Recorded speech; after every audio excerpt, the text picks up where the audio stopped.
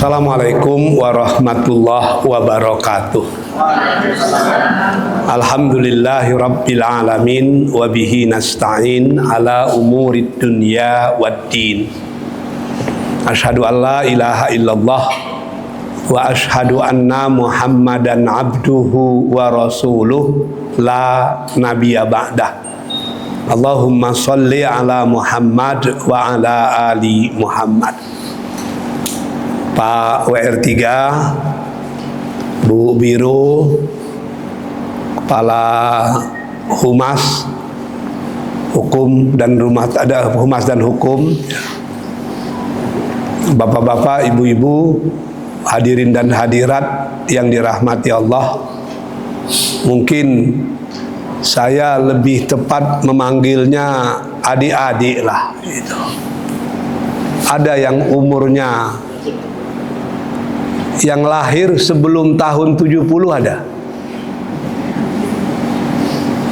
Yang lahir tahun 45 ada yang lahir sebelum tahun 70? Belum ya. Berarti saya yang paling tua gitu. Maka izinkan saya manggil adik-adik sajalah gitu kan. Adik-adik sekalian, masalah prodi dan sekretaris prodi ini masalah yang sangat krusial, sebab prodi itu merupakan ujung tombak intelektual di satu fakultas. Dekan itu jabatan politis. Dia banyak mengurus masalah administrasi, lobi-lobi. Maka dekan yang hebat itu banyak di luar, tapi punya hasil ke dalam. Kalau ada dekan rajin keluar, tidak ada hasil ke dalam, itu tidak dekan namanya. Tapi kalau dekan di dalam saja, tidak bisa membawa inspirasi dari luar, itu tidak dekan. Berkurung saja dia di kantor, itu namanya dukun ya. Jadi kalau rektor itu hanya 10% ikut urusan-urusan dalaman, dia lebih banyak berbicara di level luar, mungkin wakil rektor itu tinggal 25% ya. Yang 50-50 antara administrasi dan teori itu dekat. Maka prodi itu lebih banyak intelektualnya. Di perguruan tinggi maju, seminar-seminar internasional itu tidak lagi di dekanat.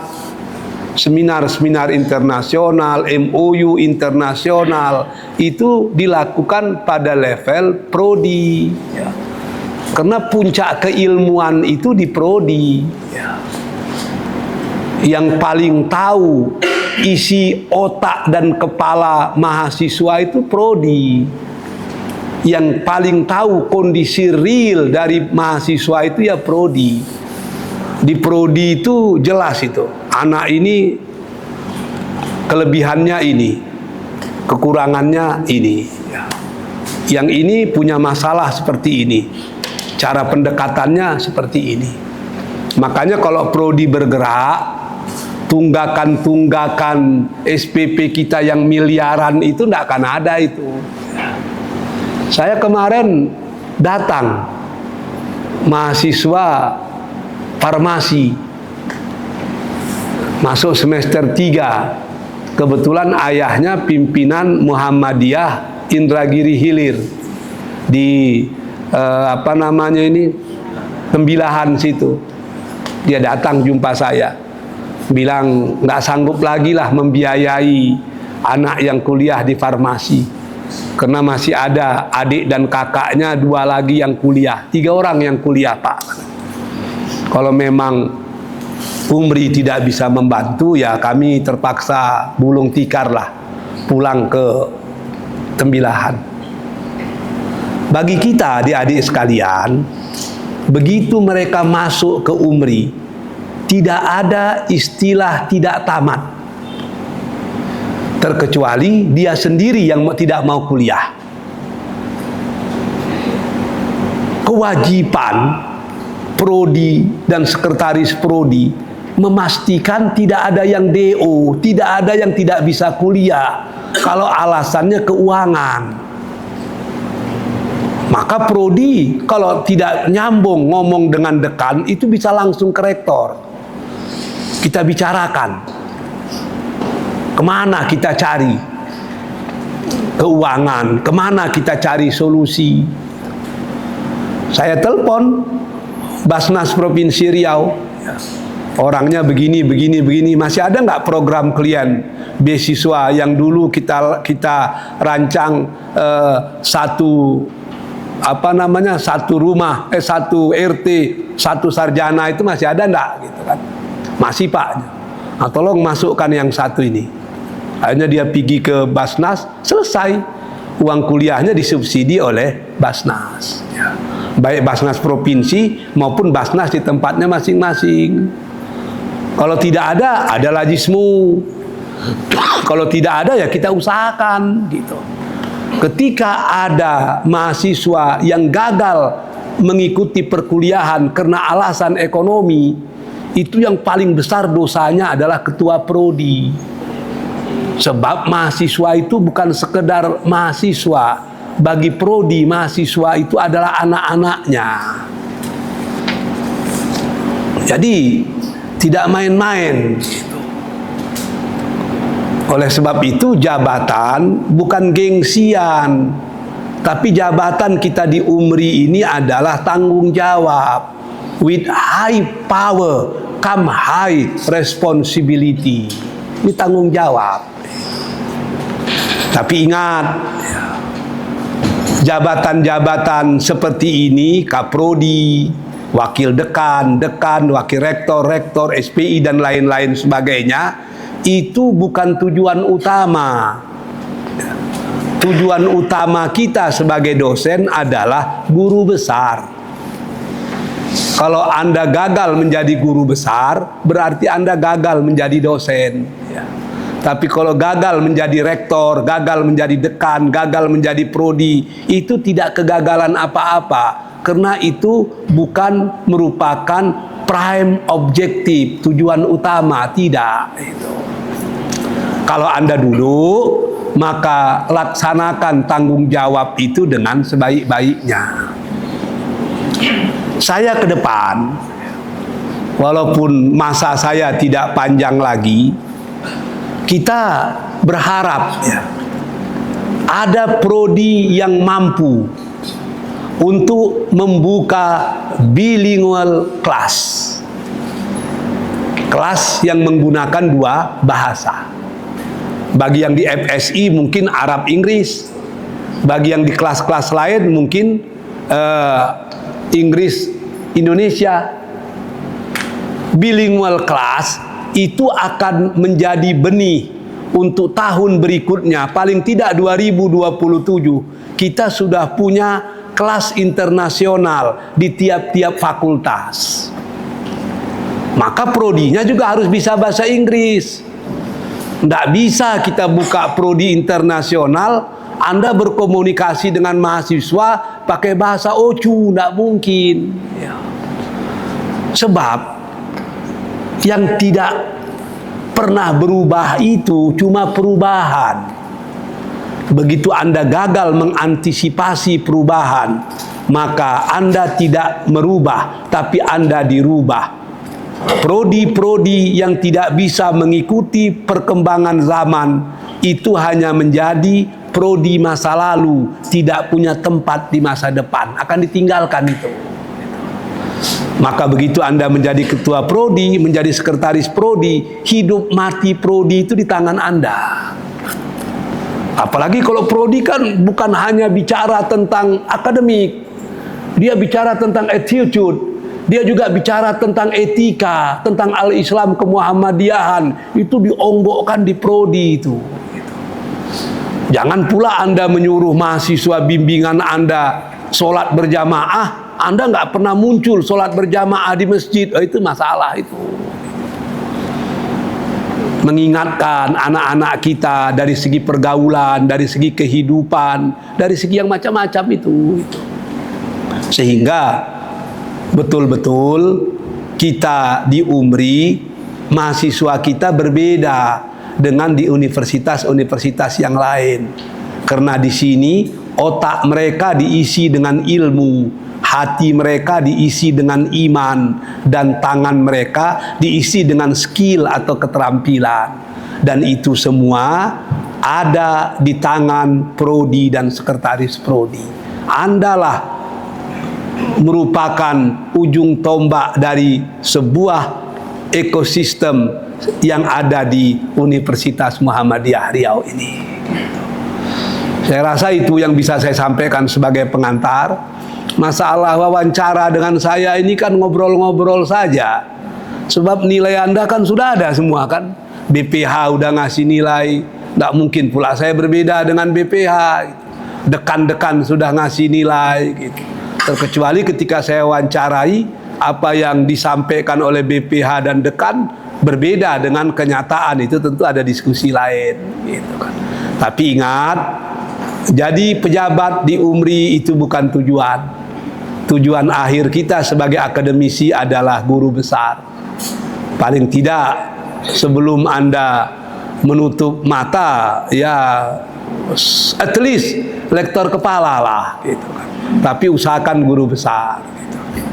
Kita di UMRI juga dalam waktu dekat sudah memulai banyak kegiatan-kegiatan yang itu berorientasi pada kesejahteraan dosen. Kalau jadi nanti kita masuk dalam grup PTMA yang menjadikan emas sebagai pensiun. Jadi besok itu gaji si Henry dipotong berapa, misalnya 10% dari gaji pokoknya. Sebanyak itu juga UMRI akan mensubsidi ya. Jadi kalau Henry dipotong 200.000, maka UMRI akan mensubsidi 200.000 per bulan. Itu dibelikan emas ya. Dia terus setiap bulan. Kalau andai kata nanti Henry itu kerja di UMRI 20 tahun, maka 20 tahun kali sekian gram emas itulah yang akan diterimanya ketika berada di penghujung pensiun. Sebab kalau kita tengok macam Purwokerto, ada yang terima 300 juta. Tapi 300 juta 10 tahun yang lalu dengan 300 juta sekarang itu berbeda. 300 juta 20 tahun akan datang mungkin sama dengan 50 juta sekarang ya. Tapi kalau emas tidak. Kalau nanti di penghujung Anda berhasil mengumpulkan 100 gram emas misalnya, 100 gram emas itu ya harganya tetap stabil gitu. Saya kebetulan sering ceramah di toke-toke emas. Karena saya bodoh masalah keuangan, saya seringkali tidak mengikuti saran mereka. Hari raya tahun yang dulu, bukan yang sekarang, itu Haji Lau yang sering berwakaf ke UMRI itu nyuruh saya beli emas. Saya berdua dengan pemilik awal bros, Asril, disuruh untuk beli emas. Belilah emas. Waktu itu harga emas 1.300.000 per gram itu. Saya nggak beli karena saya pikir ngapain gitu kan. Tapi pemilik awal bros itu beli 6 miliar dia beli. Tahun ini hari raya kemarin di puncak hari raya itu sampai 3.000 1 gram. Coba Anda bayangkan orang yang beli 6 miliar tahun lalu sekarang berapa duitnya itu? Itu kan berapa kali lipat itu. Saking banyak untungnya pemilik awal bros itu mentraktir seluruh jemaah Masjid Al-Hikmah makan durian di Kuala Lumpur. Saya pikir itu. Ongkos pesawat ditanggung, hotel ditanggung, cuman 1 hari 1 malam aja dia itu pulang ditanggung. Dia dapat duit, wah, kalau 6 miliar sekitar 3 kali lipat dia dapat itu. Sementara saya ya nggak dapat apa-apa karena takut-takut. Gitu. Jadi sekarang saya pikir anak saya ada perempuan satu, laki-laki satu, ya sudah dianggarkan saja untuk pesta pernikahan anak saya besok 100 juta belikan emas. Entah kapan dia nikah terserahlah. Yang penting ketika kita ambil mudah-mudahan duitnya tidak berkurang. Kalau kita simpan di bank 100 juta 5 tahun akan datang udah nggak ngerti lagi kita berapa. Ini pakar-pakar ekonomi tahulah. Jadi kita juga demikian. Ke depan ini sedang nego-nego dengan beberapa PTMA itu, dan ini merupakan program PP juga. Jadi semua orang umri nanti pensiunnya itu berupa emas. Walaupun kita juga masih tetap mendiskusikan setelah dia pensiun berapa persen dari gaji pokoknya yang akan diterimanya sampai mati, itu masih kita pikirkan. Kalau Purwokerto sekitar 70 ya, berapa orang itu ya? Kalau UIR kabarnya 50% gitu. Artinya kalau gaji pokok Bu Biro besok itu 5 juta, paling gaji pokok ya 5 juta, bermakna setelah dia pensiun dia tetap juga terima 2,5 juta sampai dia meninggal dunia. Artinya 2,5 juta itu uang listrik selesailah, uang air selesai untuk beli makan. Jadi jangan sampai ada dosen umri yang ketika menerima emas jadi muzaki, tapi 2 tahun kemudian menjadi mustahik. Itu yang jadi masalah. Orang udah bekerja di umri 30 tahun, 25 tahun, tapi begitu dia pensiun kita tidak ada ikatan batin dengan dia. Dia sudah bangun universitas ini, tapi setelah dia pensiun tidak ada sumbangsih kita kepada mereka. Itu kan tidak enak juga. Nanti itu akan kita pikirkan. Sehingga ke depan dosen-dosen umri itu menerima pesangon dalam bentuk emas, tapi tetap juga menerima uang pensiun paling tidak ya 50% dari gaji pokoknya. Kalau macam Anwar Siregar ini kan gaji pokoknya sekitar 100 juta sekarang. Itu kan dia terima 50 juta sebulan besok itu. Gitu. Kurang lebih lah, kurangnya lebih banyak kan dari lebihnya, itu masalahnya. Tapi begitu cara kita untuk menghargai orang-orang yang sudah berbakti di universitas kita. Saya rasa itu sajalah yang dapat saya sampaikan. Mungkin ketua prodi biar saya lah yang wawancara, sekretaris prodi Pak WR3 aja lah ya. Saya terlalu banyak 70 sekian. Yang penting yang pokok-pokok sajalah. Tell me about yourself, what is your agenda, how you can explain the reality in your program with SWOT analyze ya. Dalam bahasa Inggris saja lah, saya dalam bahasa Inggris ya. Kalau dengan siapa mungkin dalam bahasa Arab lah gitu kan. Karena orang yang panjang jenggotnya ini bahasa Arabnya bagus itu Pak Salman. Salman itu bukan bahasa Arab ya, Salman itu bahasa Parsi itu. Ya. Karena ada Salman Al-Farisi gitu. Yang tidak bisa menjawab dalam bahasa Arab ya, dalam bahasa Inggris ya, boleh dijawab dalam bahasa Indonesia gitu. Tapi kalau bisa bagus. Tapi saya hanya sekedar melengkapi sajalah. Karena yang akan bekerja dengan Anda tentu dekan Anda, yang akan menilai Al-Islam Kemuhammadian tentu BPH gitu. Tapi rujukan tetap BPH lah.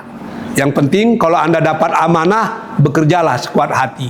Anda harus yakin kalau Anda sekarang melakukan sesuatu lebih dari gaji yang Anda terima, yakinlah suatu saat Anda akan mendapatkan gaji lebih dari kerja yang Anda lakukan. Insya Allah, Allah akan senantiasa bersama kita semua. Assalamualaikum warahmatullahi wabarakatuh.